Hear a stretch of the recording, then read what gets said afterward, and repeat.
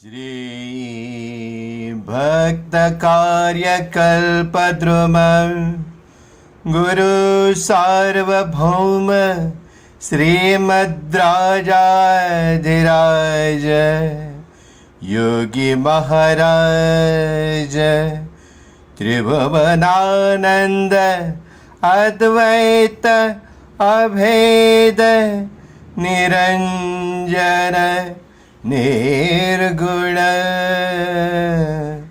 निरालंब परिपूर्ण सदोदित सकलमता स्थापित श्री सद्गुरु माणिक प्रभु महाराज की जय।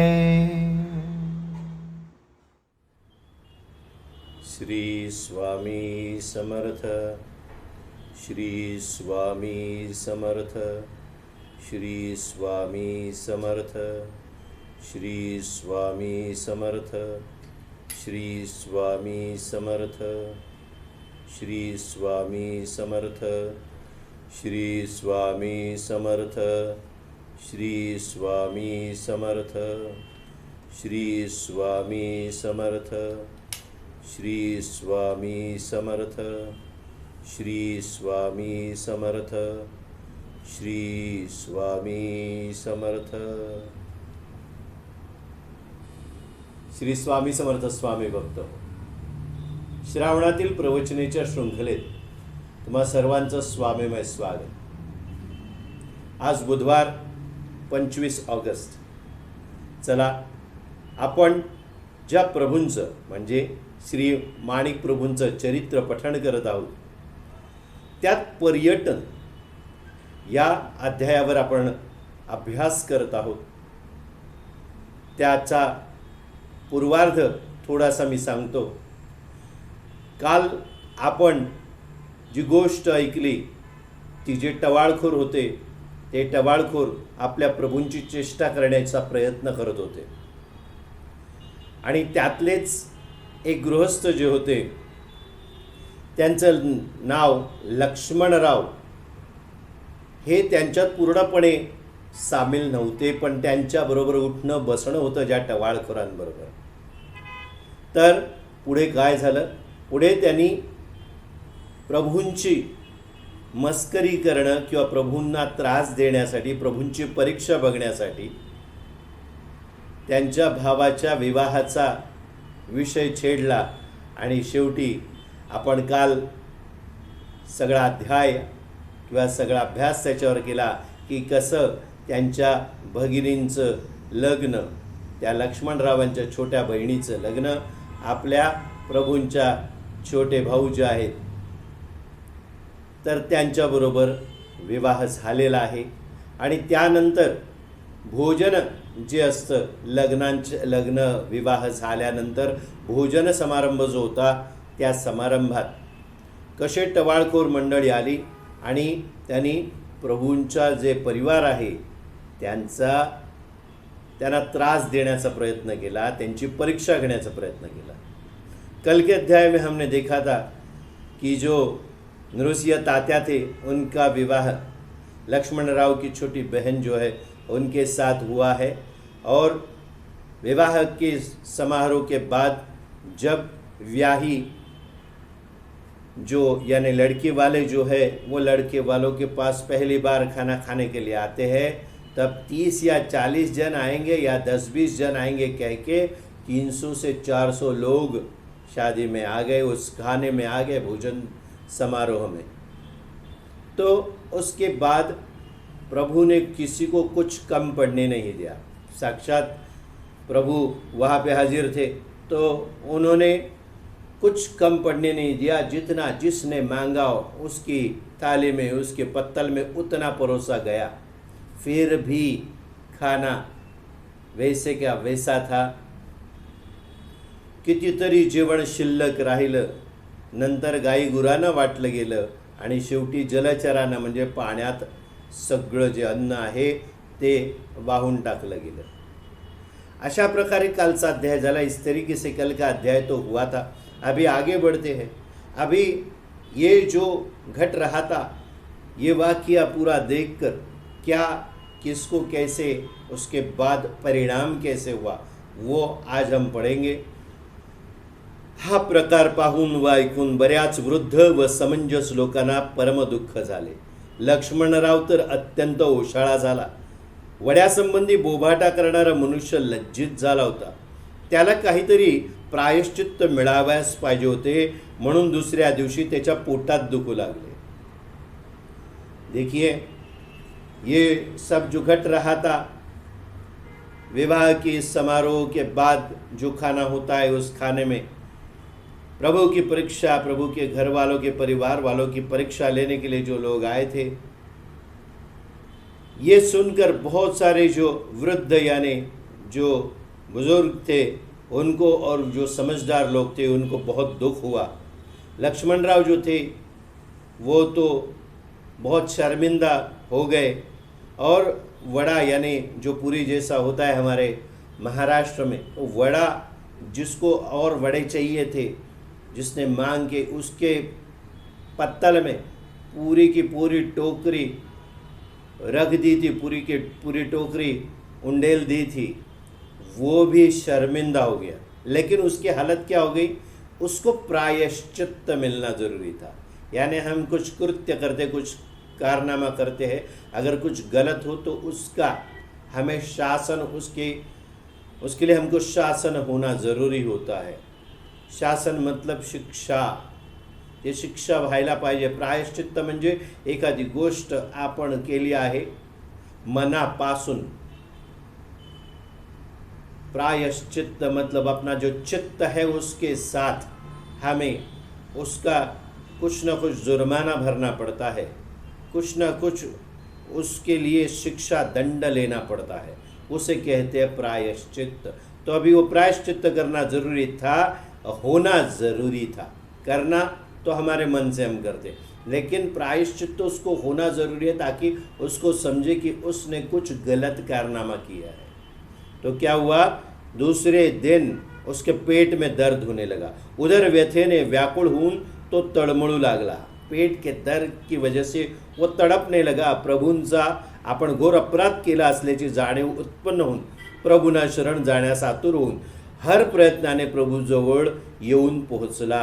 अभी प्रभु का हमने घोर अपराध किया है, उसको समझ में आया, और प्रभु को शरण जाने के लिए वो अभी व्याकुल हो उठा, और हर प्रकार से हर प्रयत्न करके वो प्रभु के नज़दीक आ गया. अनन्य भावाने प्रभु पुढे दंडवत पडून क्षमेची याचना करू लागला. अनन्य भाव के साथ. अनन्य मतलब ऐसा दूसरा कोई भी नहीं, उससे परे, उसके ऊपर अनन्य भाव से शरणाकर उनके सामने वो उसने साष्टांग दंडवत प्रणाम कर दिए. करुणाघन प्रभूंनी त्याला स्पर्श करून उठवले आणि 4 बोधाच्या गोष्टी सांगून त्याचे दुःख निवारण केले आणि त्याला संतोषाने परत पाठवून दिले. अभी प्रभु जो है वो परम दयालु है, करुणानिधि है. उन्होंने क्या किया, स्पर्श करके उनको उठाया और 4 अच्छी बातें उनको सुनाई, बताई, और उसका जो दुख था, उसको उसके पेट में दर्द हो रहा था, उसका निवारण कर दिया, और संतोष के साथ यानी राजी खुशी उसको अपने घर भेज दिया. बाकीची टवाळ मंडळी लज्जित होऊन आपापल्या ठिकाणी गार बसली. बाकी की जो मजाक करने वाले लोग थे वो लज्जित हो गए, उनको शर्म आ गई, और वह अपने अपनी जगह पे ठंडे हो गए. काही चरित्रकारांचं असं म्हणणं आहे किंवा ते असं लिहितात की या टवाळ कंपूंची एक अश्लाघ्य कृती, या टवाळ कंपूंची ही अश्लाघ्य कृती कल्याणच्या ग्रामदेवतांना आवडली नाही. अभी देखिए, कुछ चरित्रकार जो लिखते हैं वो क्या लिख रहे हैं कि ये जो मजाक करने वाले जो लोग थे, इनका जो कंपू बन चुका था, एक गुट बन चुका था, उनकी ये अश्लाघ्य कृति, अश्लाघ्य मतलब घिनौनी, शर्मिंदा करने वाली कृति जो है वो कल्याण की जो ग्राम देवता है उनको भी अच्छी नहीं लगी, क्योंकि साक्षात प्रभु को अगर आप तकलीफ देंगे तो आपके जो ग्राम दैवत है उनको भी अच्छा नहीं लगता। इसलिए हम हमेशा कहते हैं कि आपका जो कुल दैवत है, कुल देवता जो है वो राजी होना ज़रूरी होता है, उनको राजी करना ज़रूरी होता है। और उसके बाद ग्राम दैवत, स्थान दैवत, ये सारी जो दैवत है इनको खुश रखना ये ज़रूरी होता है, क्योंकि अगर हम कुछ गलत कर देते तो उनको अच्छा नहीं लगता है। जैसे अपने माँ होती है, अपने पिताजी होते हैं, अपने माँ बाप जो होते हैं, उनको अपना बेटा अपनी बेटी कुछ गलत करे तो बुरा लगता है, अच्छा नहीं लगता है। वैसे ये ग्राम देवता एक माँ है, बाप है, उनको अच्छा नहीं लगा है। वो क्या करते, सर्प देवता क्रुद्ध होऊन गेल्या। ग्राम दैवत जिसे कहते वो सर्प के रूप में माना जाता है। हमने नवनाग स्तोत्र में पढ़ा है, नाग पंचमी के दिन हमने इसके बाबत में आपसे चर्चा की है। तो वो जो दैवत होता है, ग्राम दैवत, उस जगह का जो मालिक कहा जाता है, वो नाग के रूप में हम सोचते हैं या बताते हैं या समझते हैं। वो क्रुद्ध हो गया, यानी क्रोधित हो गया। हे जाणून प्रभू आपल्या शिष्यगणास म्हणाले की बाबांनो सांभाळून राहा, या गावावर काहीतरी अरिष्ट येऊन आढळणार आहे। बाबांनो सांभाळून राहा, या गावावर काहीतरी अरिष्ट येऊन आढळणार आहे। हे बोलून प्रभु काही दिवस गुप्त झाले। अभी प्रभु को समझ में आया कि ग्राम देवता अभी क्रोधित हो चुके हैं, तो उन्होंने अपने लोगों से क्या कहा, गांव वालों से, कि अभी संभाल के रहिए, क्योंकि गांव पे कुछ न कुछ अरिष्ट यानी संकट आने वाला है। ऐसा कहकर प्रभु कुछ दिन गुप्त हो गए। प्रभु कोठे गेले हे कोणालाच समजले नाही। नंतर काही दिवसांनी गावातील काही ठिकाणी आगी लागू लागल्या, चोऱ्या होऊ लागल्या। अशा प्रकारचा उपद्रव सुरू होऊन फार दिवस गेले नाहीत, तोच महामारीने कल्याणात प्रवेश केला। अभी क्या क्या हुआ, प्रभु कहाँ गए वो किसी को भी पता नहीं था, किसी को भी समझा नहीं। फिर कुछ दिन के बाद गांव में कुछ घरों में कुछ जगहों पे आग लगने लगी और चोरियां होने लगी। ऐसा उपद्रव यानी इससे तकलीफ होते होते कुछ दिन गए नहीं तो गांव में महामारी यानी कल्याण में ही, पूरे कल्याण में महामारी ने प्रवेश किया। उस ज़माने की एक लाइलाज बीमारी होती थी। आज हमने बहुत सारी मेडिसिन्स की इजाद की है, यानी बहुत सारी दवाइयाँ खोजी है। तो महामारी अलग अलग तरीके से अभी आ रही है और उसका रूप बदलते जा रहा है, लेकिन महामारी आती ही है। अभी ये जो संकट हमारे पे आया हुआ है वो भी एक महामारी है। बहुत सारे लोग जो है इसमें अपने प्राण गंवा चुके हैं, बहुत सारे अपनों को हमने खो दिया है। बहुत दुख की बात है। लेकिन ये महामारी का कारण क्या है, हम क्या सीख लेते हैं इसमें से यही सीख हमको मिलती है इस वाक़ये से कि महामारी आने का कारण जो ग्राम दैवत मतलब क्या है, ये अपनी ही इच्छा शक्ति है जो काम करती है। हमारे अंदर एक परमात्मा का रूप जिसको हम आत्मा कहते हैं वो अंदर बैठी है। हमने अगर कुछ गलत किया तो उसका परिणाम गलत ही मिलता है। ये ब्रह्मांड विश्व जो है वो विश्व में हम जो कुछ देते हैं उसका दुगना हमको वापस मिलता है। तो ये जो महामारी होती है वो यही रूप है। अगर हमने कुछ गलती की है इसे कहते हैं प्रारब्ध। लेकिन इस प्रारब्ध की अलग बात यह है कि एक साथ हमें कुछ लोग पूछते हैं कि आप हमें प्रारब्ध की बात करते, हमारे नसीब की कुंडली की बात करते हो, तो अभी इतने सारे लोग एक साथ अपनी जान गंवा चुके हैं, तो ये क्या है? इसको भी प्रारब्ध या पूर्व संचित कहते हैं। हमने जो किया है उसका नतीजा हमको मिलेगा। लेकिन ये है सामाजिक प्रारब्ध, समाज पे एक साथ आने वाला।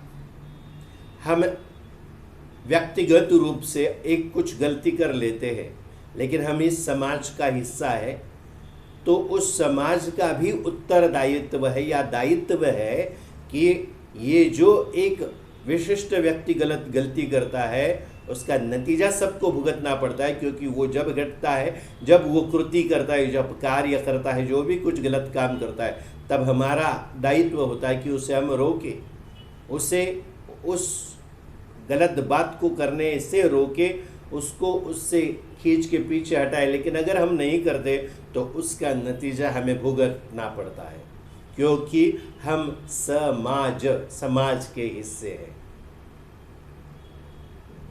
तो अभी ये जीवन समाज में हम जीते हैं, तो इस जीवन में जो भी कठिनाई इतने सारे लोगों पे एक साथ आती है, तो इस कठिनाई का कारण होता है सामाजिक प्रारब्ध बन जाता है। पूर्व संचित यानी पहले हमने जो भी किया है उसकी कर्म के स्तर से हमारे पे होने वाला जो परिणाम है, जो संचित बन जाता है। संचित का मतलब क्या है? संचय यानी एक साथ जमा होना। अभी उस तरीके से अगर सोचा जाए तो अभी जो महामारी चल रही है वो किसी हमारी गलती का परिणाम है, चाहे वो चीन में हो, जापान में हो, अमेरिका में हो, हिंदुस्तान यानी भारत में हो, या कहीं पे भी हो। हम अपने देश के बारे में सोचते हैं, एक बड़ी बात है, क्योंकि हमें देशभक्ति सबसे पहली है। तो देश जो है उससे परे भी इंसानियत का नाता सबसे बड़ा है। मनुष्य, मानवता, माणुसकी आपण ज्याला म्हणतो ती फार महत्त्वाची आहे। मग आता चाललेली जी महामारी आहे ती कुठच्या तरी एका देशातून आली असं आपण म्हणतो, पण त्या देशात सुद्धा राहणारे लोक कुठे ना कुठेतरी आपल्या प्रभूंचेच लेकर आहेत। मग त्यांच्याकडून झालेल्या गोष्टी आपल्याला सुद्धा भोगाव्या लागल्या, आणि एका वेळेला इतक्या प्रचंड संख्येने आपले जवळचे मित्र मंडळी, नातेवाईक यांना आपण गमावून बसलो। ग्लोबल वार्मिंग जिसे कहते हैं वो क्या है? वो हमारे गलतियों का परिणाम है।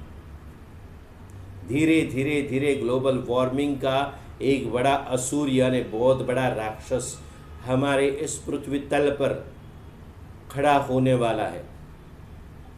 इसके लिए आज हम इस अध्यात्म से विज्ञान की तरफ और विज्ञान से फिर अध्यात्म की तरफ हम आपको सफ़र करवा रहे हैं। वो सफ़र ज़रूरी है। ये महामारी है, इसकी इतनी तकलीफ़ हमें हुई, तो सोचिए ग्लोबल वार्मिंग से जो परिणाम धीरे धीरे हमें हो रहे हैं वो शायद हमको मालूम नहीं पड़ रहे हैं। हम रोज़मर्रा की ज़िंदगी अपने खुद के निजी कुछ जो चीज़ें चाहिए उस स्वार्थ के लिए हम जी रहे हैं, लेकिन उसका परिणाम जो है और बहुत सारी चीज़ों पे हो रहा है, और उससे एक बड़ा असुर यानी दैत्य यानी राक्षस पैदा होने वाला है। वो है ग्लोबल वार्मिंग। पर्यावरण का असंतुलन, किसी भी चीज़ का संतुलन जब बिगड़ जाता है तब कठिनाई सामने खड़ी हो जाती है। वैसे इधर है, अभी प्रभु ने बताया कुछ ना कुछ तो होने वाला है, क्योंकि उनको मालूम है। ग्राम देवत, अभी आप सोचेंगे कि प्रभु के बाबत में इन लोगों ने ये सोचा। सोच जो है वही ज़रूरी है, वही बहुत बड़ा कार्य कर जाती है। कितने भी कांड जो होते वो सोच के वजह से होते हैं। सोच गलत हो तो वैसा काम घटता है। इच्छा शक्ति, विल पावर जिसे कहते हैं, वो ये सब करवा रही है। लेकिन आप अगर अच्छा ही सोचोगे तो अच्छा ही मिलेगा, सब अच्छा ही होगा, कल्याण होगा, मंगल होगा। यहाँ पे प्रभु ने बताया था, अभी महामारी आ गई, फारच कहर उसळून सर्वत्र हाहाकार उडाला, वृद्ध लोक याबद्दल तरुण टवाळांना दोष देऊ लागले। सभी जगह पे हाहाकार मच गया। वृद्ध जो थे यानी बुजुर्ग जो थे वो जवानों को इसका दोषी ठहराने लगे। यावेळी सर्व लोकांना प्रभूंची आठवण झाली, पण प्रभूंचा पत्ता लागण्यासारखा नव्हता। इस वक्त सबको फिर याद आई हमारे प्रभु की, लेकिन प्रभु का काही पता नहीं था। नृसिंहराव तात्यांनाही महामारीने गाठले, तेव्हा मातोश्री शोकाकुल झाली। अभी नृसिंहराव तात्या है, अभी देखिए इसे कहते हैं सामाजिक प्रारब्ध। प्रभु के ऊपर किया, प्रभु के घर वालों को भी उसका नतीजा भुगतना पड़ा। गौर से सुनिए, ये बहुत सोचने वाली बात है। यहाँ पे नृसिंहराव तात्या जो है उनको भी महामारी ने जकड़ लिया। तभी मातोश्री जो थी उनकी माँ शोकाकुल हो गई। प्रभूंचा धावा करून आक्रोश करू लागले। तेव्हा प्रभू एकाएकी प्रकट होऊन मातोश्री धीर देऊन म्हणाले, अम्मा भिऊ नको, तात्याला काही होणार नाही असे सांगून तात्याने असे म्हणून प्रभूंनी त्याला तीर्थ दिले। माता जो थी शोकाकुल अवस्था में रोने लगी और प्रभु का ही धावा करके आक्रोश करने लगी। तभी एकाएक वहाँ पे प्रभु प्रकट हो गए और मातुश्री को धीरज बंधाते हुए कह रहे हैं, अम्मा डर मत, तात्या को कुछ नहीं होगा। ऐसा कह के तात्या को उन्होंने तीर्थ दे दिया। तात्यांची प्रकृति लवकर सुधारून ते बरे झाले। ताता जो थे उनकी तबीयत ठीक हुई और वो जल्दी ही चंगे भले हो गए। त्यांचे नवविवाहित कुटुंब मात्र आपल्या माहेरी होते। अभी उनकी नई नई शादी हुई थी। उनका जो कुटुंब यानी उनकी जो पत्नी थी वो अपने मैके गई हुई थी। ते त्यांना उपद्रवाने गाठले। अभी उधर क्या हुआ, उपद्रव उधर भी हुआ उनके मैके में, और उनकी पत्नी तात्या की जो थी उनको महामारी ने जकड़ लिया। अभी यहाँ पे और एक सोचने वाली बात है जो आपको समझनी चाहिए, वो ये है कि जहाँ प्रभु के घर में भी वो सामाजिक प्रारब्ध के अनुसार उनके भाई को भी वो महामारी हुई, और जो लक्ष्मण राव जो थे उन्होंने मजाक करने के हिसाब से, प्रभु का मजाक बनाने के लिए, प्रभु की परीक्षा देखने के लिए विवाह का प्रस्ताव रख के ये सब हुआ। फिर उनकी बहन जो है वो प्रभु के घर में ब्याही गई। अभी प्रारब्ध का जो लेखा जोखा है, जहाँ पे प्रभु है वहाँ पे तो उनके भाई बच गए, लेकिन जहाँ पे जिन्होंने ये सब किया है वो मानते नहीं थे, प्रभु की शक्ति को जानते नहीं थे, तो उनके घर की जो बेटी मैके में थी उसको वहाँ पे अभी तकलीफ हुई। आगे देखते क्या होगा। त्यातच बहिणाबाईंचा अंत झाला। देखिए, बताया ना आपको, उसमें ही क्या हुआ, वो जो लक्ष्मण राव की बहन थी उनका अंत हो गया। लग्न होऊन पुरा 1 महिनाही झाला नाही, तोच बहिणाबाई निवर्तल्याचे पाहून लक्ष्मणरावाला अत्यंत दुःख झाले। शादी का 1 महीना भी नहीं हुआ विवाह को, और तुरंत अपनी बहन का ये मरण यानी वो परलोक सिधार गई, वो देख के उनको बुरा लगा। अभी उनको बहुत दुख हुआ, प्रभूंचे स्मरण वारंवार होऊ लागले। अभी उनको प्रभु की याद आने लगे, उनका स्मरण वो बार बार करने लगे। पण प्रभु दर्शनाचा योग आला नाही, लेकिन प्रभु के दर्शन का योग नहीं आया। बहिणाबाईंच्या निधनामुळे भयाम्मालाही अत्यंत दुःख झाले, परंतु मातुश्रींची समजूत पुढे प्रभूंनी घालून तिचे सांत्वन केले। अभी इनकी बहन लक्ष्मण राव की जो थी वह अपने प्रभु के छोटे भाई जो थे उनकी पत्नी थी, तो उनकी माँ जो है भयाम्मा, उनको भी बहुत दुख हुआ, लेकिन प्रभु ने उनको समझा बुझा के शांत किया। अगर आप किसी चीज़ की कामना करोगे तो वो कामना आपकी पूरी हो जाती है, क्योंकि जब आप अंतरात्मा से किसी चीज़ को मांगते हैं।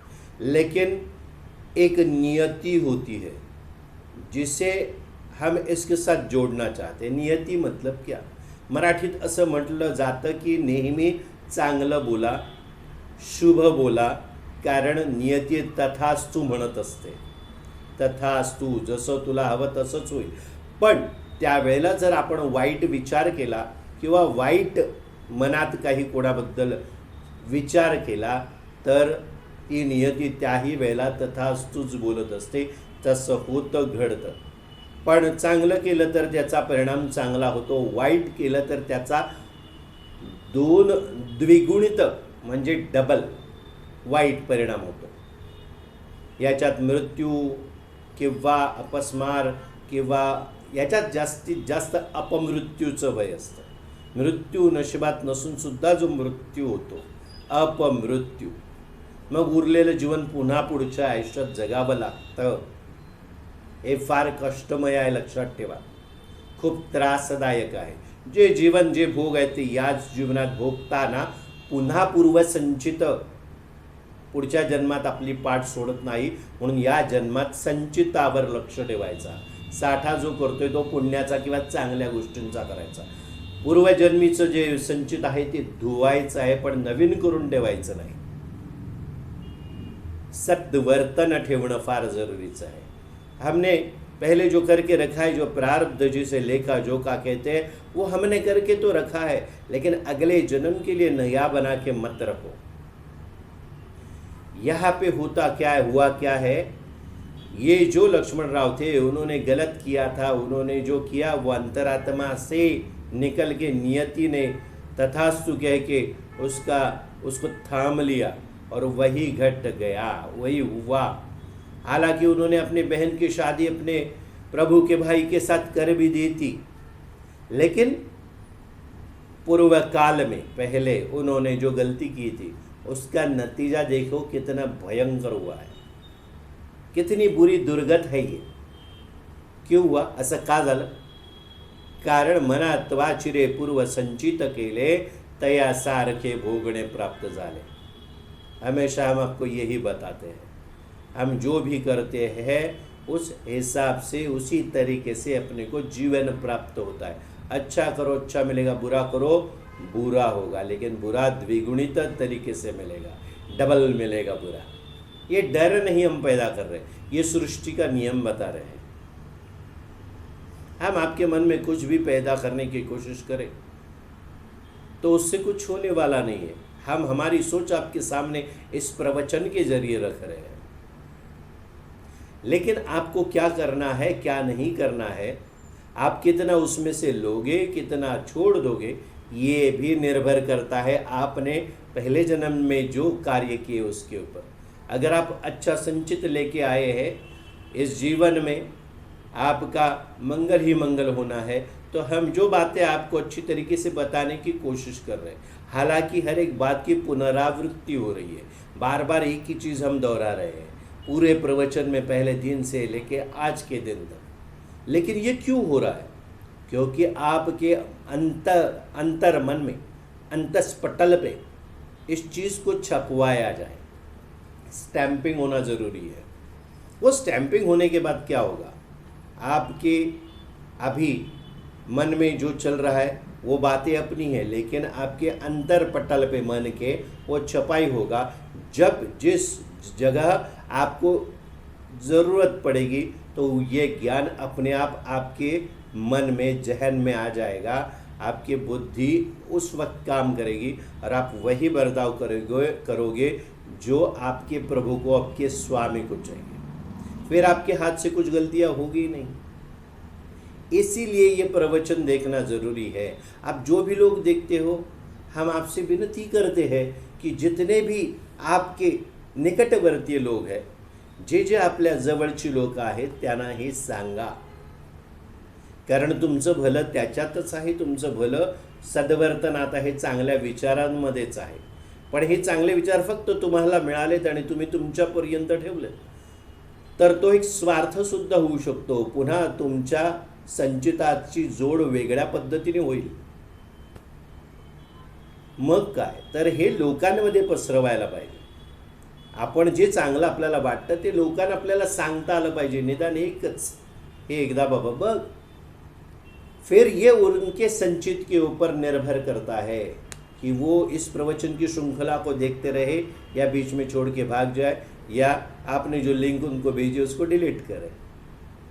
अब यहाँ पे देखिए, इन्होंने जो किया लक्ष्मण राव ने, बाद में भले उन्होंने कितना अच्छा काम किया, लेकिन वो कैसे किया, वो करने गए कुछ और हुआ कुछ और. यानी अच्छा भी अगर करना है तो अच्छी सोच रख के ही जो अच्छा किया जाता है उसका नतीजा अच्छा मिलता है. बुरी सोच करते करते अगर आपसे कुछ अच्छा हो गया तो उसका नतीजा अच्छा मिलेगा ही ज़रूरी नहीं. कितनी एक आपस में ये सब मिली हुई बातें हैं. ये जखडी हुई बातें आहे. हा गुंता आहे. हा गुंता इतका आहे की समझणं कठीण आहे. एकदम माइन्यूट सी बात है जो अंदर तक गहराई में जाके हम आपको बताने की कोशिश कर रहे हैं. क्योंकि अगर आप अभी इसको समझ सकेंगे तो ही इससे कुछ आपको नतीजा अच्छा मिलेगा. पुढे जाऊन वाचून काहीही उपयोग होणार नाही. आपल्याला या गोष्टी समजल्या पाहिजेत. या गोष्टी तुमच्या जीवनात जरुरीच्या आहेत. कुठची कथा तुम्हाला ऐकायला आवडेल, कुठची गोष्ट तुम्हाला ऐकायला आवडेल. कोई भी कहानी में आपका रस अच्छा रहेगा, आएगा आपको. कहानी सुन के अच्छा लगेगा, लेकिन उसमें सीख क्या मिलती है. कहानी में ये सब लिखा हुआ नहीं है, इस चरित्र में ये सब लिखा हुआ नहीं है, लेकिन प्रभु ने इसमें जो लिख के दिया है वो वाणी हम आपके सामने बयां कर रहे हैं. उस वाणी से हम आपको समझाने की कोशिश कर रहे हैं. हमने बहुत सारे विज्ञापन बनाए हैं कि ये प्रवचन की श्रृंखला चल रही है, उसको देखिए. हिंदी में कर रहे हैं, मराठी में कर रहे हैं, और गुजराती में भी किया, कन्नड़ में भी करेंगे, कर रहे हैं. लेकिन इससे मिलेगा क्या. हम इसी चीज़ में अटके हैं कि हम मराठी है और हम हिंदी में प्रवचन कर रहे हैं. क्यों. ये सारी बातें, इसमें भी अटकना, ये भी अपना प्रारब्ध बना देगा. क्योंकि जो प्रभु है, जो परम आत्मा है, जो परमात्मा हम जिसे कहते हैं, जो ईश है, भगवान है, उनकी कोई भाषा नहीं होती, उनका कोई देश नहीं होता, उनका कोई प्रांत नहीं होता, उनकी कोई जात धर्म नहीं होता. क्या हिंदी, क्या मराठी, क्या कन्नड़, क्या गुजराती. भाषा है एक दूसरे के साथ मिलजुल के रहने के लिए, एक दूसरे को समझने के लिए भाषा है. इस विवाद में हम आपको नहीं लेके जाना चाहते हैं, और ये विवाद की बात मत कीजिए. आप वही कीजिए जो हमारे प्रभु चाहते हैं. आप हमारे सामने क्यों बैठते हैं. आप आध्यात्म की डगर पे पैर रख चुके हैं. आपको आगे कुछ सीखना है, कुछ पाना है, अपने निजी जीवन को सुधारना है.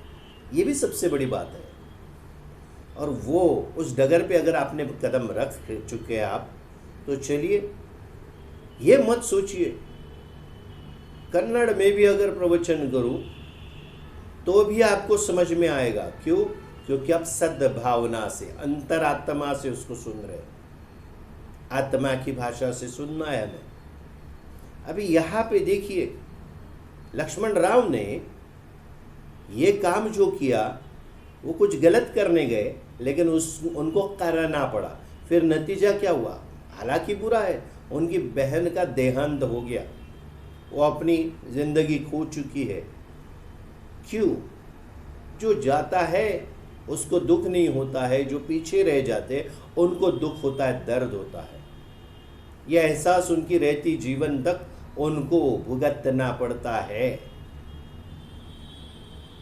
तो सोचिए, हम किसी के लिए अगर गड्ढा खोदेंगे तो एक दिन हमें भी उसमें ही पड़ना है. तो क्यों. क्या मतलब बनता है. इसकी कोई मायने नाही आहे. म्हणूनच सांगतो की त्याने जे काम केलं ते करायला तो चुकीचा गेला. परीक्षा बघायला गेला प्रभूंची, आणि त्याच्यावरच बेतलं. त्याच्या स्वतःवर बेतलं असतं तर चाललं असतं कदाचित, पण त्याची बहीण जी त्याला प्रिय होती ती गेली. तिचा नवरा जो त्याच्या घरी राहत होता, म्हणजे आपले तात्या, त्यांना सुद्धा महामारीने गाठलं. पण तिथे उभे राहिले प्रभू. का. जर तुम्ही प्रभू म्हणजे आपल्या गुरुच्या सानिध्यात असाल, गुरुचा हात पकडून राहाल, तर कुठचीही महामारी तुम्हाला त्रास देणार नाही. म्हणून स्वामीमय होऊन राहणं जरुरीचं आहे. का सांगतात आपले गुरु. का एवढं सगळं टाळं फोडून सांगितलं जातं. का पुन्हा पुन्हा त्याच गोष्टी आपल्या पुढे आणल्या जातात. याला कारण एकच आहे की तुमच्या अंतःपटलावर ते छापलं जाईल, आणि जेव्हा जेव्हा गरज पडेल तेव्हा ते तुम्हाला कळेल, तुमच्या समोर येऊन उभं राहील. त्यालाच म्हणतात दत्त म्हणून येऊन उभे राहणे. हे दत्त कुठे बाहेर नाही, ते आपल्या आतच आहे. आपलं मन म्हणजेच स्वतः दत्त आहे. स्वतः मी म्हणजेच स्वामी, हे समजून घ्यायचं आहे. त्याच रस्त्यावर तुम्हाला आम्ही घेऊन जाण्याचा प्रयत्न करतो. पण आपण या स्वामींना बाहेर शोधतो म्हणून आपल्याला खूप त्रास होतो, आपल्याला ते मिळत नाही. मग आतमध्ये ते आहेत, त्यांना शोधायचं आहे. या माणसाचं तसंच झालं आहे लक्ष्मणरावाचं. त्यांना माहीत होतं, ते प्रभूंकडे येत जात होते, प्रभूंच्या पाया पडत होते.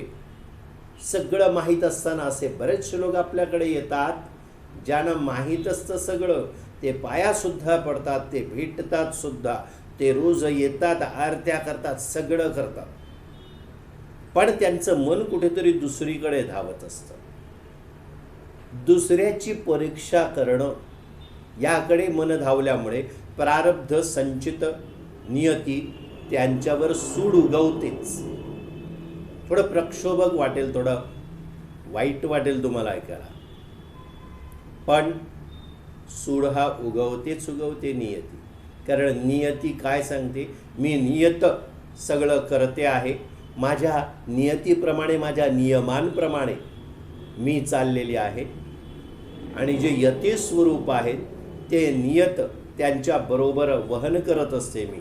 नियती नित्य यतींबरोबर ती सतत चालत असते. त्यामुळे त्या यतींना दुःख वाटेल, त्या यतींना त्रास होईल असं काही न केल्यास ती नियती आपल्याला दंड देत नाही. नियतीचं काम काय आहे? नियतीचं काम हेच आहे की जो अच्छा करेगा उसको अच्छा मिलेगा, जो बुरा करेगा उसका बुरा होना ही होना है. नवीन शब्द नियती, कुठे आपण त्याला जोडलं? यती स्वरूप आपल्या सद्गुरूंबरोबर. पहा ना, श्रावणाच्या प्रवचनेच्या शृंखलेत स्वतः मी एक माध्यम बनून आपल्यासमोर बसलो आहे आणि माझ्या मुखातून सरस्वतीने जे आपल्याला दिलं आहे, हे भूतो न भविष्यती इदन्न मम, माझं काहीच नाही आहे. संपूर्णपणे साक्षात यती स्वरूप स्वामी बसून ते आतमध्ये सरस्वतीला जे सांगतायत, त्या सरस्वतीच्या मुखातून तिच्या जे निघतं तेच आपल्यासमोर येतं आहे.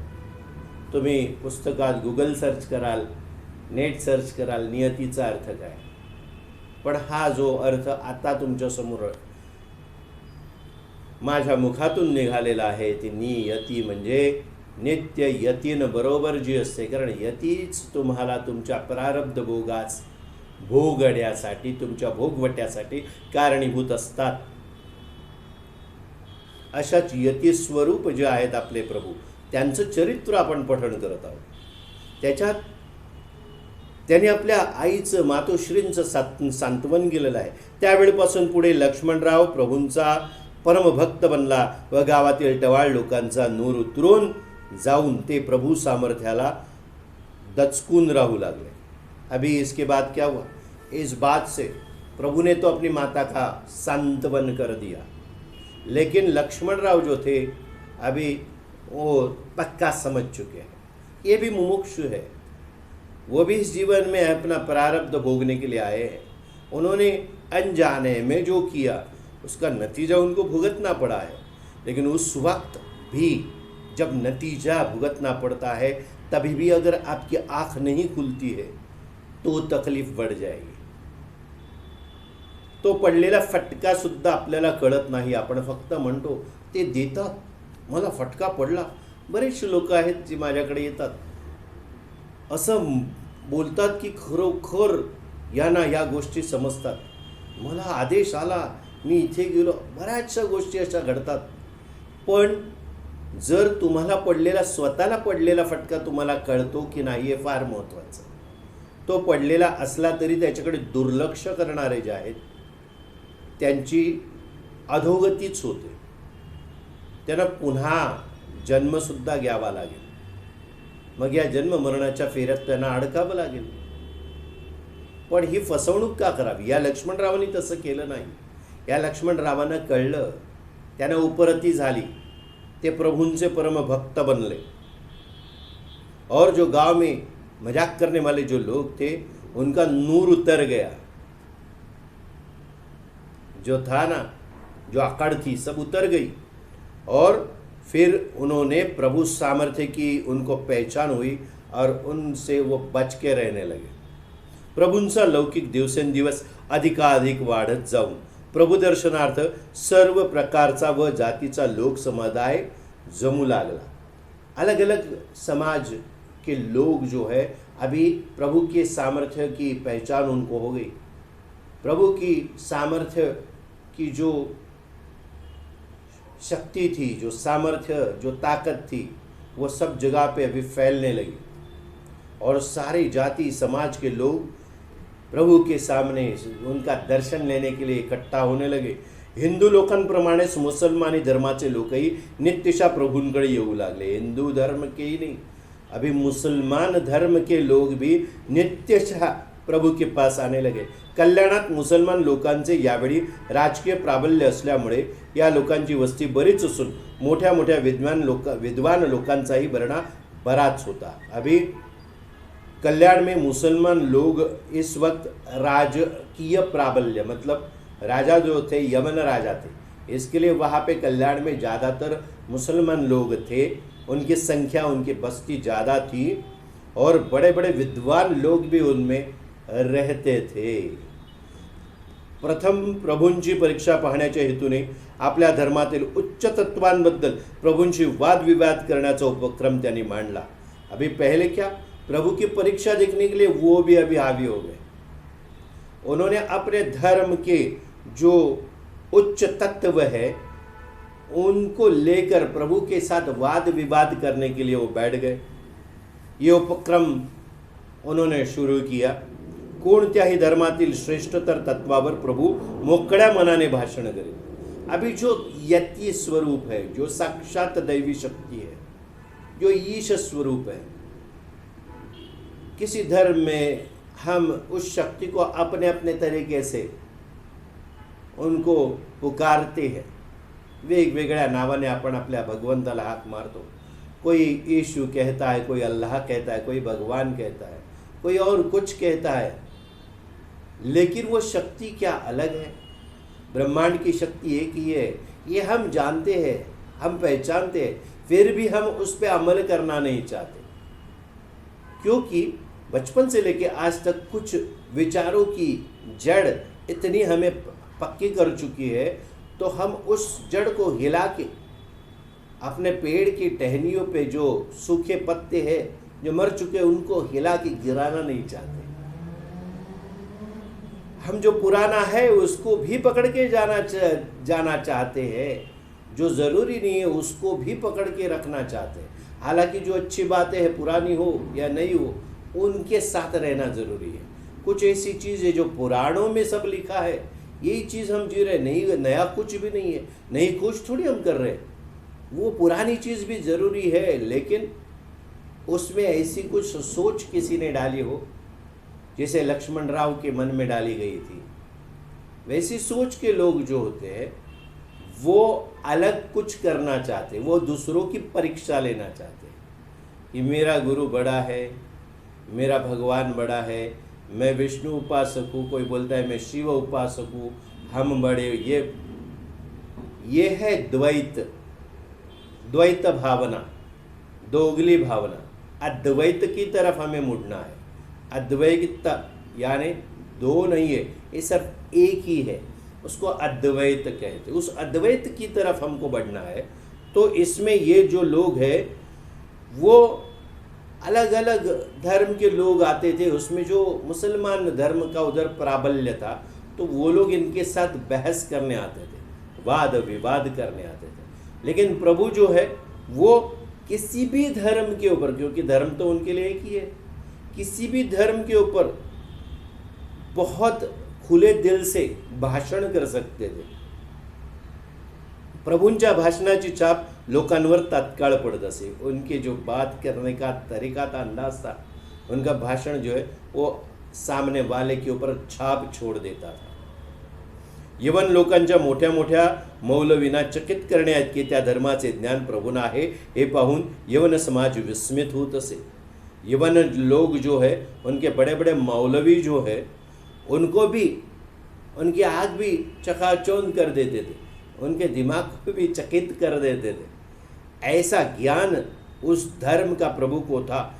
ये देख के यवन समाज जो है विस्मित होने लगा प्रभूंच्या अगाध व दिव्य ज्ञानाने दिपून यवनातील पुष्कळ विचारी पुरुष प्रभु भजनी लागले होते। प्रभु का यह अगाध और दिव्य ज्ञान देख के यवन जो थे उनके भी कुछ लोग, उसमें से कुछ लोग, बहुत सारे लोग जो विचारी है, अच्छी सोच रखने वाले, वो प्रभु के साथ अभी जुड़ गए, प्रभु के भक्ति भाव में जुड़ गए थे। परंतु काही आर्दंड व हेकट लोकांना प्रभूंचा हेवा वाटू लागला। लेकिन उसमें भी कुछ ऐसे लोग थे ज्यांना आर्दांड म्हटलंय बघा, आणि हेकट, हेकेकोर स्वभावाचे। आर्दांड म्हणजे शरीराने जरुरीचं नाही, विचारांचा दांडगाई ज्यांच्यामध्ये आहे, जे प्रत्येक गोष्टीत आडवे येतात, आडदांड,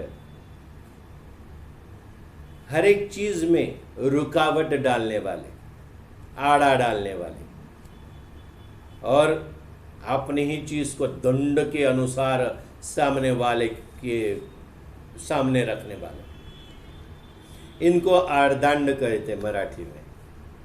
आडदांड या शब्दाचा अर्थ शब्दशः जर घेतला तर आडदांड म्हणजे धडधाकट असा उंच पुरा माणूस, पण ज्याची दांडगाई, स्वभावाची दांडगाई जी आहे ती प्रत्येक गोष्टीत आड येते किंवा प्रत्येक गोष्टीत अटकाव करते, असे आडदांड आणि हेकट, हेकेखोर, अपना ही चलाने वाले, कुछ भी कितना भी इनको समझाने की कोशिश करो ये वापस वही करते जो ये चाहते या ये सोचते हैं। ऐसे लोगों को प्रभु के बारे में अभी थोडा खलन महसूस होने लगी, प्रभूंचा हेवा वाटू लागला त्यांना।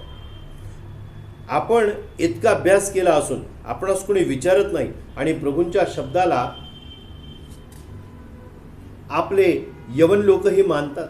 हमने इतनी पढ़ाई की है और फिर भी हमारा कोई सुनता नहीं, और प्रभु के वचनों को ये यवन लोग भी मानने लगे, ये क्या चल रहा है? हे पाहून त्यांना वैषम्य वाटे, उनको गुस्सा आता था,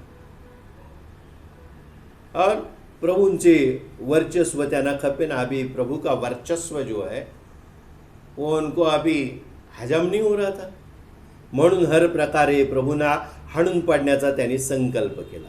इसलिए हर प्रकार से प्रभु के बातों को हनन करना, यानी उनको गिराने की सोच वो रखने लगे और कोशिश करने लगे। उन्होंने ये संकल्प कर दिया कि अभी बस इनके खिलाफ जाना ही जाना है। त्यामधील एका विचारी मनुष्याने मारण प्रयोगाने प्रभूंचा शेवट करण्याचे मनात आणले आणि त्याप्रमाणे सर्व सामग्री जमून प्रयोगास प्रारंभ केला। अभी उसमें से एक अविचारी मनुष्य था। हम विचार करते हैं, अविचार मतलब गलत विचार, अविचार, विचार अच्छे होते हैं, अविचार मतलब विचार के खिलाफ, यानी गलत विचार, गलत सोच। ऐसा जो रखने वाला एक था, उसने प्रभु का अंत करने के लिए क्या किया? अलग जो मारण प्रयोग जिसे कहते हैं, जारण मारण तारण, जो काली विद्या कह सकते हैं आप उसको, तो ऐसी विद्या का प्रयोग करके उनको खत्म करने की, उनका अंत करने की सोच रख के उसने सब सामग्री जमा की। ऐसा प्रयोग आज की दुनिया में भी चलता है। अच्छी सोच हम रखते हैं, लेकिन ऐसी कठिनाइयाँ जो है वो आज भी हमें इस युग में भी भुगतनी पड़ती है और उसका सामना हमें करना पड़ता है। ये बहुत गलत है, लेकिन फिर भी ये होता है। पर जिसके पीछे इतनी बड़ी ताकत है, शक्ति है, ये जारण मारण तारण जो है, उससे कुछ भी फर्क नहीं पड़ता। हालांकि किसी ने अगर मारा है तो उसका थोड़ा सा एहसास तो होता है, और उसका थोड़ा सा फटका अगर आप कह सकते हैं तो पड़ता ही है, वो लाजमी है। तो ये तो सिद्धांत है, न्यूटन ने बताया। गुरुत्वाकर्षण जैसा है वैसा ही है, अगर आपने किया है किसी ने तो वो वहाँ तक पहुँच तो जाएगा, वो वहाँ पे उसका धक्का लग तो जाएगा, लेकिन असर कितना होगा ये अपनी शक्ति के ऊपर निर्भर करता है, और हमारी जो शक्ति है स्वामी शक्ति, हमारे प्रभु की शक्ति हमारे साथ है। गुरुदेव दत्तात्रेय हमारे अगर पीछे है तो हमारा बाल विवाह का नहीं होगा, और होता भी नहीं है। कई बार ऐसी कठिनाइयों का सामना हमें करना पड़ता है, लेकिन ये जो चीज़ है ये श्रद्धा और अंधश्रद्धा के बीच में दोलायमान है। ये बातें जो है वो कहना भी मुश्किल हो जाता है, क्योंकि इसमें आपको दाखिला हम दे नहीं सकते। तुम्हाला या गोष्टी दाखवू शकत नाही आपण, म्हणून या गोष्टी जितक्या करतात तितक्याच, अन्यथा त्या सोडून द्याव्या। कारण जर आपण ही शक्ती मानतो की भगवंत आहे, ईश शक्ती आहे, प्रभू आहेत, स्वामी आहेत, गुरु परमात्मा सगळं आपण मानतो, पण या जगात आपण चांगले विचार करणारे जसे आहोत तसे वाईट विचार करणारे पण आहेत। मग वाईट विचार करणाऱ्यांसाठी, ऐसी गलत सोच रखने वालों के लिए उनको भी कुछ ऐसी शक्तियां है। ये भी सृष्टि रचयिता का ही नियम है, उसने अच्छा भी पैदा किया और बुरा भी पैदा किया। आपको किधर जाना है उसकी परीक्षा ये परमात्मा हमारी लेता रहता है। उनका खेल है, वो रचयिता है इस खेल के। तो ऐसी शक्तियाँ जो है वो कुछ गलत शक्तियाँ वो करने वाले भी कुछ लोग हैं। इधर भी देखिए, हमारे प्रभु के ऊपर जारण मारण तारण का उपयोग करने के लिए उन्होंने सामग्री जमाई। हा त्या मूळ यवनाचा आत्मघातकी प्रयोग त्याच्या जातभाईंना देखील पसंत पडला नहीं। अभी देखिए ये जो मूढ़ यानी मूर्ख है, यवन जो है उसका आत्मघातकी प्रयोग है। आत्मघातकी मतलब खुद का ही घात करने वाला।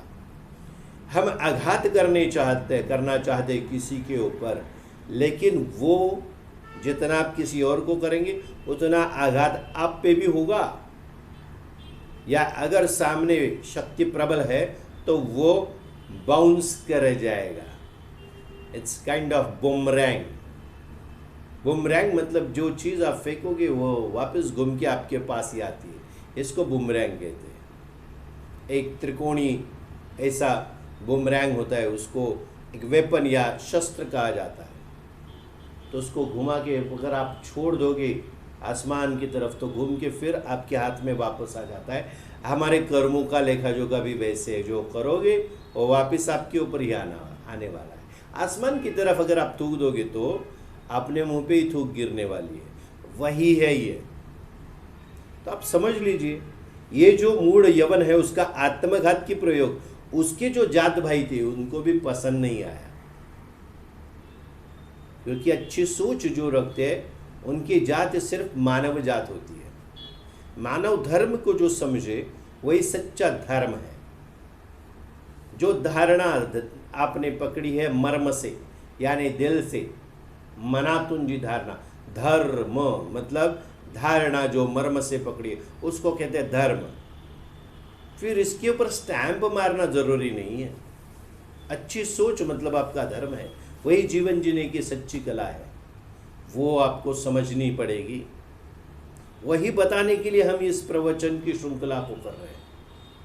हालांकि कोई आपको कहानी बताएंगे फिर आपको अच्छा लगेगा, उससे ज़्यादा हमें ये अच्छा लगता है कि हमारे जो सुनने वाले हैं, हमारे प्रभु के, हमारे स्वामी के जो सुनने वाले हैं उनको अच्छी से अच्छी सोच मिले, ताकि जीवन में एक, अभी आप पूरा ग्रंथ पढ़ लेते हो।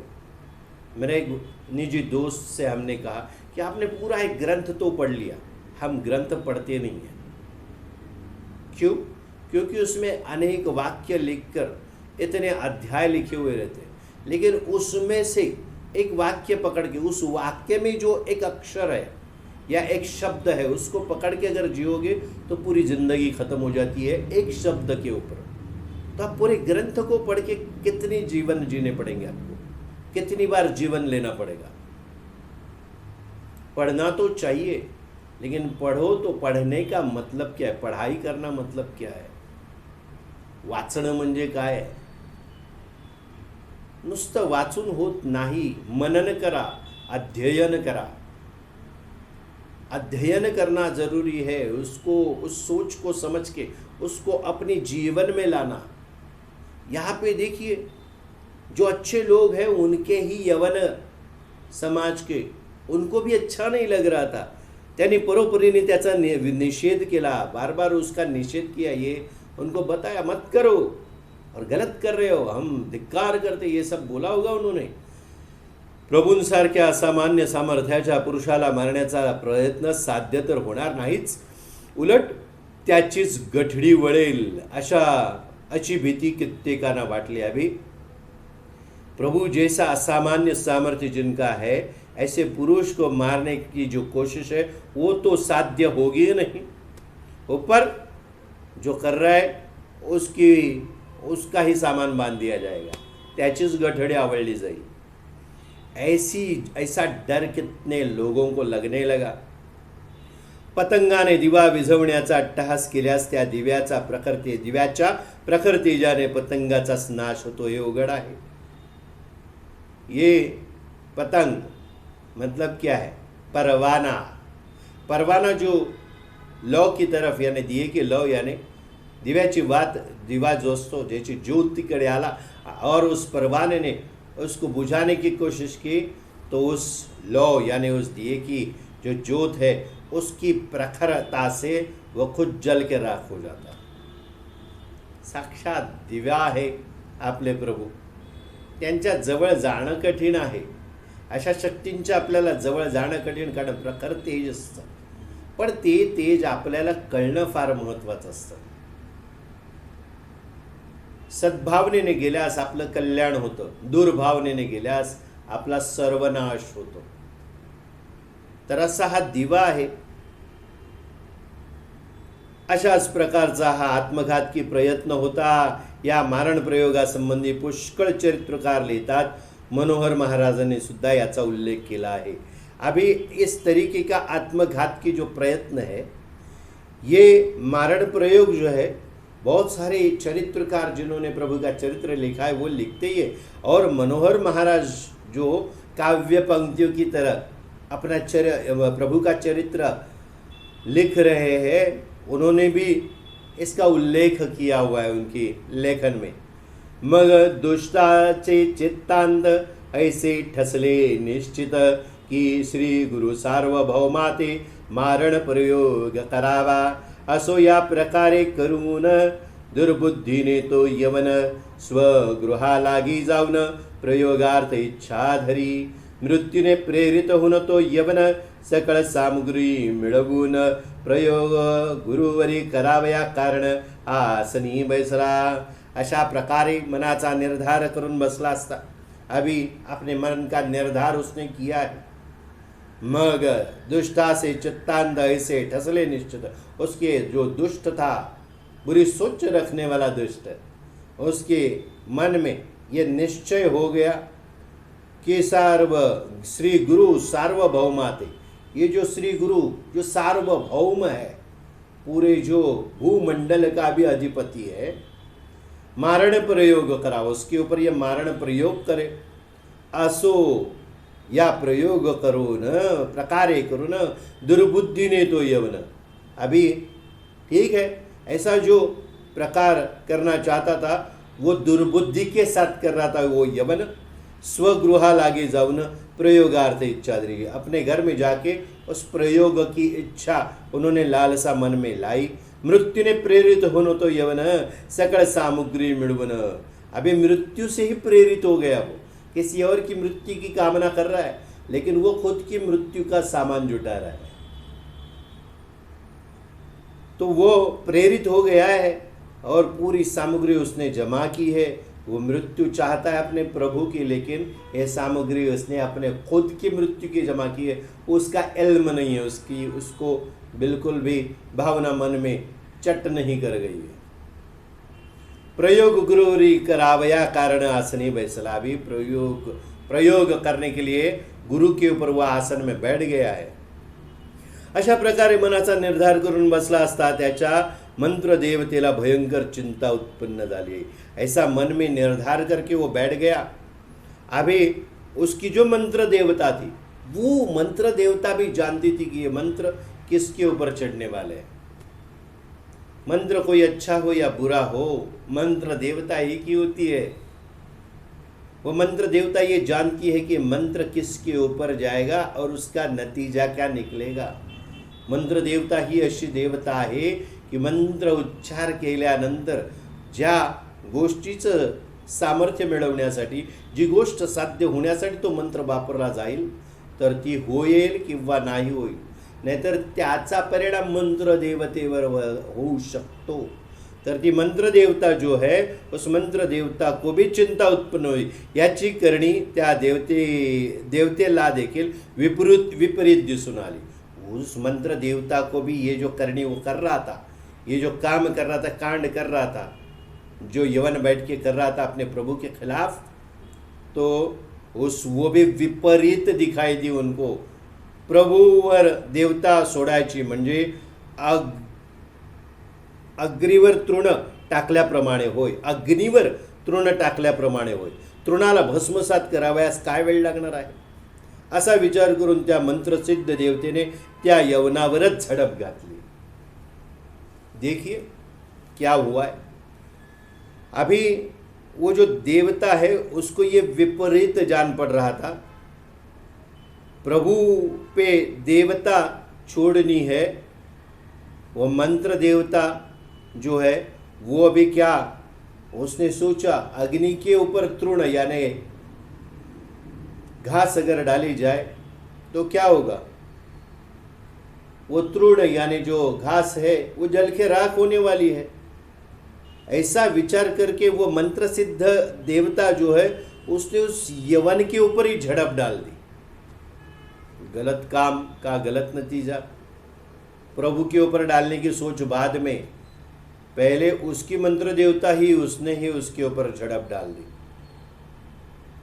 फिर जेवी अग्नित पडता तृण तेवी मी नाश होईन हा विचार करून यवनावरीच धावली। उस देवता ने भी सोचा जैसे अग्नि में तृण यानी चारा यानी जो घास पड़ती है, तेवी मैं नाश होइन, वैसे मैं नाश हो जाऊंगी। ऐसा विचार करके वो यवन के ऊपर ही दौड़ के हावी हो गई। आपल्या इच्छेला अनुकूल करून घेण्याकरता त्या शक्तीचे त्याने आराधन केले। अपने इच्छा को अनुकूल करने के लिए उसने उस शक्ति का आराधन शुरू किया। तीच शक्ती त्याच्यावरच उलटली, वही शक्ति उसके ऊपर ही उलट गई है। मग त्याच्या दुर्दशेला काय पुसावे, फिर उसकी क्या दुर्दशा होगी वो बताने की जरूरत नहीं है। असो मग तो दुष्ट यवन भूमीवरी पडे मूर्छा येऊन अहोरात्र एक क्षण चैन नसे। अभी क्या हुआ, वो जो यवन था दुष्ट यवन, उसकी हालत वो भूमि पर यानी जमीन पर मूर्छा आकर गिर गया, बेहोश होके गिर गया और पूरी रात उसको चैन नहीं है एक भी क्षण। या यवनाची अशी स्थिती झाल्यानंतर सर्व गावभर बोभाटा झाला, होना ही है। यह अवस्था इस यवन की होने के बाद पूरे गांव में ये बात फैल गई। त्याच्या भावाला हे वर्तमान समजले तो घाबरून गेला। उसके भाई को ये वर्तमान मालूम पड़ा तो वो भी डर गया। आपल्या बंधूवर देवता क्षोभ झाला याची खात्री होऊन आता याला काय उपाय करावे ते त्याला समजेना। अपने बंधु के भाई के ऊपर देवता क्षोभ मतलब गुस्सा, वो क्रोधित हो गए देवता ये अपने भाई पे। ये उनको मालूम पड़ा, अभी इसको क्या उपाय करे उसको समझ में नहीं आ रहा था। तो विचारी होता वह प्रभु सामर्थ्यावर त्याचा भरोसा होता। अभी उसका भाई, देखिए उसका भाई होकर भी उसका प्रभु सामर्थ्य के ऊपर भरोसा था। इसमें भी और बातें मैं आपको बताऊंगा, आगे पढ़ते हैं। प्रभु शिवाय आता आपल्या बंधूस मुक्त करणारा दूसरा कोणी समर्थ नाही। अब प्रभु के सिवाय अपने भाई को इस हालत से बाहर निकालने वाला दूसरा कोई भी नहीं है, कोई भी समर्थ नहीं है। हे त्याला माहित होते, उसको मालूम था, म्हणून प्रभुनाच शरण जावे असा त्याने निश्चय किया। इसलिए प्रभु को ही शरण जाना चाहिए, ऐसा उन्होंने सोचा, उन्होंने निश्चय कर लिया। अभी ये दो भाई मतलब क्या है, मैं आपको समझाने की कोशिश करता हूं। यवन जो है प्रभु के ऊपर अलग विद्या का प्रयोग करने के लिए कोशिश कर रहा है, और उसका ही सगा भाई है जो अच्छी सोच रखता है, उसका भरोसा प्रभु पे है और प्रभु के सामर्थ्य को जान चुका है। ये भाई दो अलग अलग कोई नहीं है, ये द्वंद्व है अपने मन का। मन एक ही है। ये दो भाई मतलब क्या है, एक अच्छा मन एक बुरा मन। अपने मन की अवस्था को सामने ला के रखिए। आप बुरा सोचते हो तब एक अच्छा मन आपके साथ में रहता ही है, वह बार बार आपको टोकते रहता है।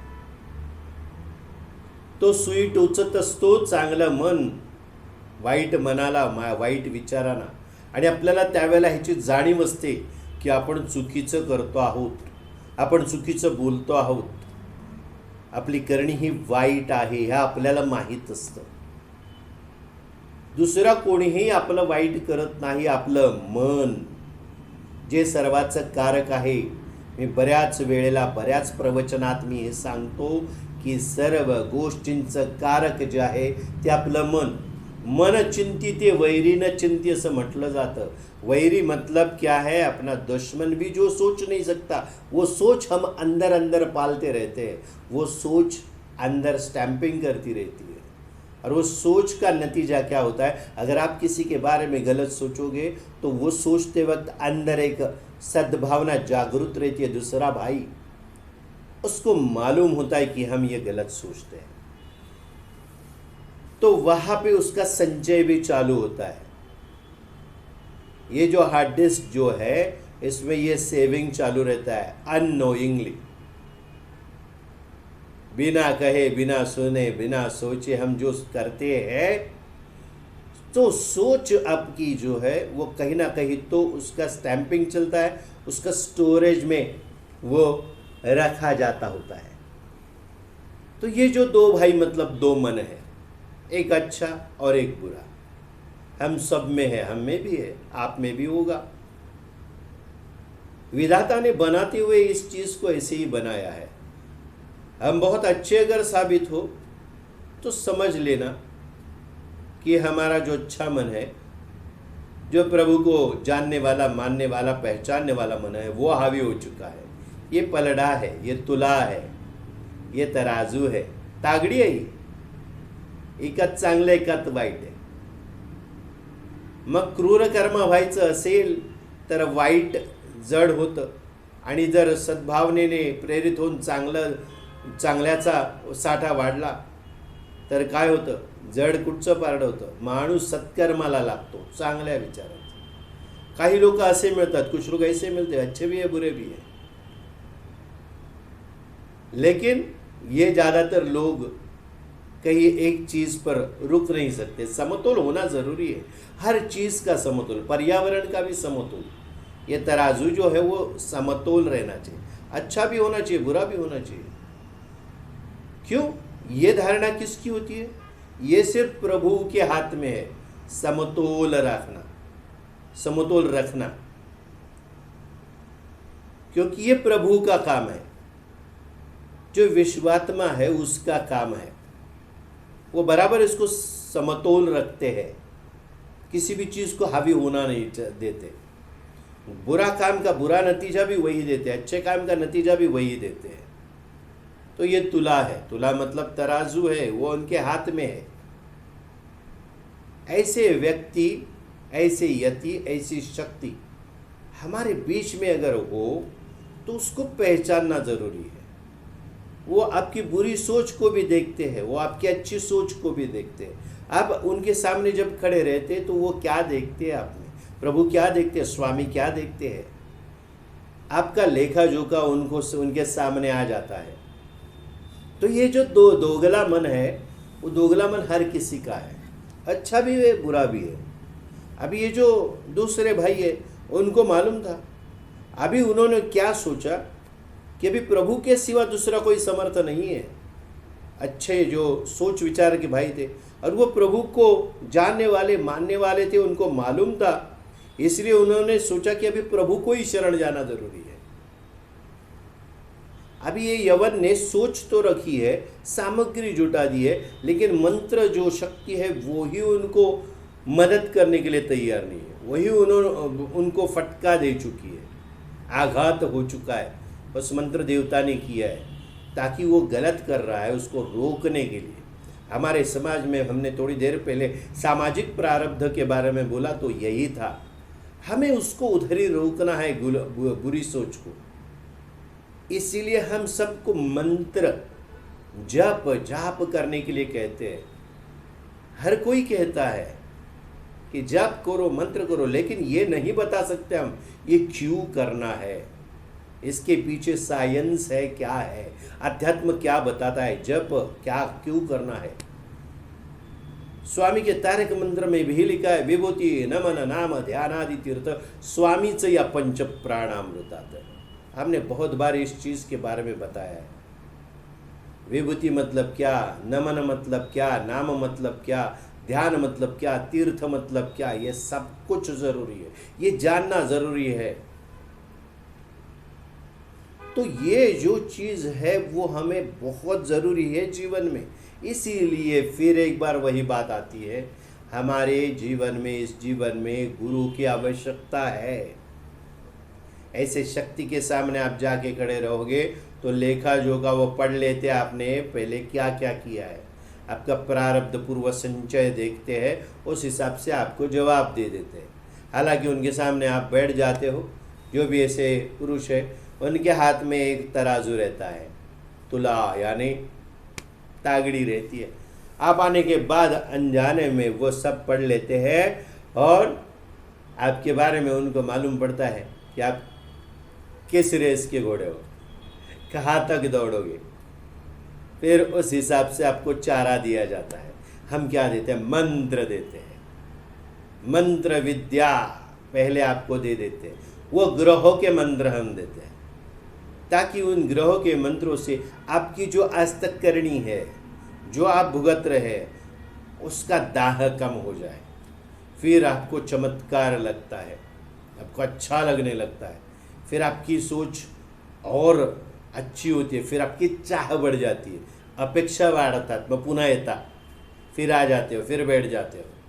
फिर हम आपको बताते हैं कि कौन सा मंत्र आपको कैसे करना है, आपका इष्ट देवता कौन है, ये सारी चीज़ें बता देते हैं। लेकिन आपका अच्छा मन जब जागृत होता है तब बहुत सारी बातें हैं जिसको कहते हैं माइन्यूट लेवल पे काम करना। हम अगर चाहते कि स्वामी में आप हो जाए, स्वामी भक्त ते तुका मिळवावा, स्वामी धर्म वाढवावा, ऐसे ही नहीं बढ़ेगा। हमारी सोच को पहले बदलना पड़ेगा, सूक्ष्म रीति से हमारे जीवन की तरफ, जीवन की पहलू जो है उसकी तरफ तवज्जो देना पड़ेगा, ध्यान देना पड़ेगा, उसको समझना पड़ेगा कि हम कहाँ गलत हो रहे हैं, हमें कहाँ जाना है, हम कहाँ जाना चाहते हैं, और हम कहाँ से लौटे हैं और आगे गंतव्य स्थान क्या है। ये सारी चीज़ें कब मालूम पड़ेगी। इसलिए आपके जीवन में एक ज़रूरी चीज़ है, वो सद्गुरु का होना, गुरु का होना। मार्गदर्शन के सिवा तो आप आगे चल ही नहीं सकते। यही मार्गदर्शन हम हमारे प्रभु की वाणी से, हमारे माध्यम से हम करना चाहते हैं। उसको अच्छी तरीके से समझ लीजिए। आगे क्या है, अभी उन्होंने निश्चय कर दिया उनके भाई ने कि अभी प्रभु के पास उनके शरण में जाएंगे। हा वृत्त कळला त्याचे बंधुला, म्हणे देवता क्षोभ झाला याला, आता शरण जाऊ कवडाला, श्री गुरुवाचोनी एवं विचार करुनी, म्हणे श्री गुरु जवळी धावनी यवोनी, मिठी घातले चरणी दृढ़ द्वय करे अभी। वृत्तांत मालूम पड़ा है अच्छे मन को, यानी अच्छी सोच वाले भाई को। वह समझ गए देवता क्षोभ हो गया है, देवता अभी गुस्सा हो गई अपने भाई पे, उनको ज्ञात हुआ। अभी किसको शरण जाए, श्री गुरु के सिवा दूसरा है कौन, प्रभु के सिवा है कौन। ऐसा सोच ऐसा विचार करके श्री गुरु के पास वो आके उनके चरण को आलिंगन दे देते हैं दोनों हाथों से। प्रभूकडे येऊन त्याने चरण घट्ट धरले व मला अभय द्या, क्षमा करा असे विनवू लागला। अभी गलती तो उन्होंने नहीं की है, गलती उनके भाई ने की है, लेकिन फिर भी प्रभु के पास वो आए, उनके चरण यानी पैर को उन्होंने पकड़ लिया है, अपने गले लगाए और उनके चरण को कस के पकड़ते हुए बोलते हैं कि मुझे अभय दीजिए, मेरे को भय है कि मेरे भाई को अभी कुछ उसका ठीक नहीं होगा, उसको बचाइए, उस भय से दूर कीजिए, क्षमा कीजिए, ऐसे बार बार बोलने लगे। अच्छा मन बुरा मन फिर एक बार देखिए। बुरे मन ने जो सोचा तुरंत उससे इजाद पाना है, उससे निकलना है, तो क्या करना पड़ेगा? क्षमा याचना जरूरी है। Always remember this thing, first you have to confess. Confession जीवन में जरूरी है। जो बात आपसे हो चुकी है उस चीज को पहले आपको किसी के सामने या अपने ईश शक्ति के सामने बोलना पड़ता है। फिर क्या? फिर क्षमा याचना करनी पड़ती है। रिग्रेट बहुत जरूरी चीज है, हम वो नहीं करते। क्षमा याचना हम लिखते तो है, I am sorry for this, हमें क्षमा कीजिए, मला माफ करा, माझ्याकडून चूक झाली, लिखना। लेकिन अंदर अंतरात्मा से क्या होता है? अंतरात्मा से यही होता है कि मैं लिख रही हूँ क्षमा, लेकिन क्या ज़रूरी है जाने दो, अभी काम होना है इनसे, हम लिख लेते हैं। लेकिन ज़रूरी क्या है? अंतरात्मा से क्षमा मांगना। ये मन है, दूसरा मन, वो जाके प्रभु चरण को जकड़ लेते हैं, पकड़ लेते हैं और क्षमा याचना करते हैं। तो फिर आगे क्या हुआ? अभी क्षमा करो ऐसा विनती करने लगा। प्रभु ने काय वर्तमान ऐसी पृच्छा के लिए। प्रभु को सब मालूम है, लेकिन फिर भी वो पूछते हैं क्या वर्तमान है, क्या हुआ है। पर तो काहीच सांगे ना, वो कुछ भी बताने के लिए तैयार ही नहीं, कुछ भी बता नहीं रहा है। सिर्फ क्या बोलने लगा? नुसते मी आपला दास आहे, आपल्याला शरण आलो आहे, मजवर कृपा करा व माझ्या घरापर्यंत चला, असे त्याने आग्रह धरला। अभी उन्होंने बोला मैं आपका दास हूँ, मैं आपको शरण आया हूँ, मुझ पे कृपा कीजिए, दया कीजिए और मेरे घर तक चलिए। घर, अपना शरीर,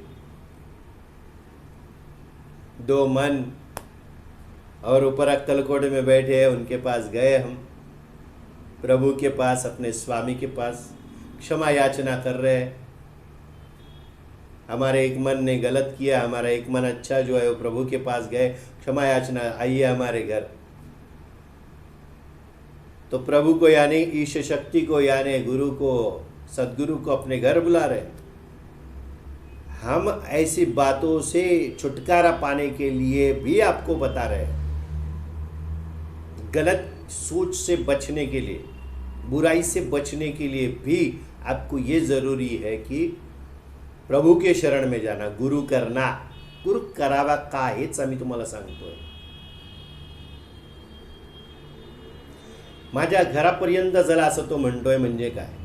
म्हणजे आता आपल्या आतमध्ये त्या सद्गुरु शक्तीला, गुरु तत्वाला प्रविष्ट करण्याची वेळ, आधी आवाहन तरी करावं लागेल। तर ऐसा उसने जिद पकडली की चलिए मेरे घर तक। प्रभुने त्याची समजूत करण्याचा प्रयत्न केला, पण तो आपला एका सोडीना। प्रभुने समझाने की कोशिश की, नहीं रहने दे भाई, क्या है, कुछ नहीं, अच्छा होगा, अरे क्या नहीं, वो जिद पे अटा रहा, आप चलिए मेरे घर पे। श्री गुरु बहु प्रकारे करुण समझावी त्या कारणे प्रभु अलग अलग तरीके से उसको समझाने की कोशिश कर रहा है। परी आग्रह धरिता झाला तो यवन गृहा चलावे म्हणोनी, फिर भी वो जिद पे अटका हुआ है कि चलिए हमारे घर पे।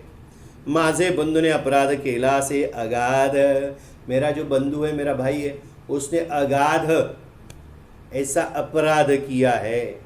म्हणून या चरणारविंद यावेत तेथवरी, म्हणून या चरणारविंद, जिनके चरण वंद्य है, ऐसे आप जो है चरण विंध्य, आप हमारे घर पे चलिए, आप आना जरूरी है। तो आपल्या बंधूने प्रभूंचा भयंकर अपराध केला असल्यामुळे तो मरणोन्मुख स्थितीत आहे। करता सर्व अपराध पोटात घालून प्रभूंनी घरापर्यंत येऊन बंधूवरील संकट दूर करावे अशी त्याची विनंती ऐकून दयाघन प्रभूंना त्याची करुणा आली। अभी देखिए हमारे प्रभु वो जिद पे अटका हुआ है। उसने बताया कि मेरा जो भाई है उन्होंने प्रभु का भयंकर अपराध किया, उसको मालूम था, इसलिए अभी वो मरणोन्मुख यानी मरण की अवस्था में आ चुका है। इसीलिए उसके जो अपराध है उसको क्षमा कीजिए, ते अपराध पोटात घाला और मेरे घर तक आइए और मेरे बंधु यानी भाई के ऊपर जो संकट है उसको दूर कीजिए, ऐसी विनंती वो करने लगा। अभी अपने प्रभु जो दयाघन है, दयानिधि है, उनको तो दया आनी है ही है, उनको दया आ गई। मग तो श्री गुरु दीन दयाळ शरणागत जाऊनी तात्काळ गृह पवित्र करावया पदकमळ त्या गृहात नेता झाला। फिर क्या हुआ? ते जे श्री गुरु आहेत, जे दीन दयाळ आहेत, फिर क्या हुआ? वो श्री गुरु जो दीन दयाळ है, शरणागत जो है उनके पास आए हैं, उन्होंने तुरंत पहचान लिया। शरणागत जाड़ोनी तत्काल उन्होंने समझ लिया कि अभी ये मेरा शरणागत है, सच्चे मन से ये अपराध की क्षमा मांग रहा है। गृह पवित्र करावया यह पद कमल, उसका घर जो है, ये घर उसका पवित्र करने के लिए इनके पद कमल, इनके पैर जो कमल की तरह से है वो उनके घर में लगना चाहिए। त्या गृहात नेता झाला, उस गृह में उसको लेके गए। फिर हम जो मुमुक्षु है, हमें ऐसे पदकमल अपने इस घर में भी लाने चाहिए। इसीलिए प्रभु यानी स्वामी यानी गुरु यानी सद्गुरु यति स्वरूप जो है उनकी पहचान करके, उनको याद करके उनके शरण में जाना जरूरी है। और आज का बुधवार हम यहीं पे रुकते, कल गुरुवार है। फिर आगे क्या हुआ इस कहानी में हम कल सुनेंगे। तब तक के लिए सबको श्री स्वामी समर्थ, श्री स्वामी समर्थ, श्री स्वामी समर्थ।